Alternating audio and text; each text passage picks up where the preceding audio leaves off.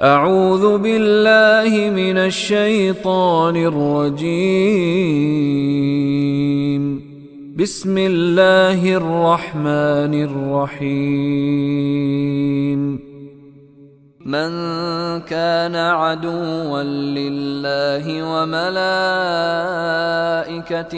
ورسله وجبريل وميكال فإن الله عدو للكافرين.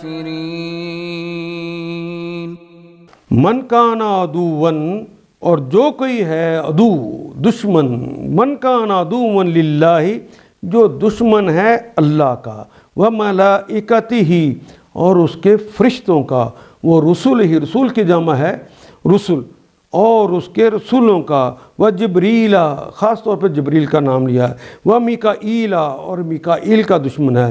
فإن اللہ، فا کا مطلب پس، ان بے شک اللہ، اللہ ہیں، عدوٌ، تو اللہ ہیں دشمن، للکافرین، دو لام آ گیا، باقی کافرین کے لیے آ گیا دو لام، اور کافرین، کافر کا کلمہ اردو میں استعمال ہوتا ہے، یا نون تو جمع کی علامت ہے.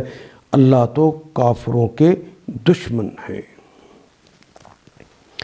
اگر جبریل سے ان کی دعوت کا سبب یہی ہے تو کہہ دو، جو اللہ، اس کے فرشتوں اور اس کے رسولوں اور جبریل اور میکائیل کا دشمن ہے، اللہ ان کافروں کا دشمن ہے.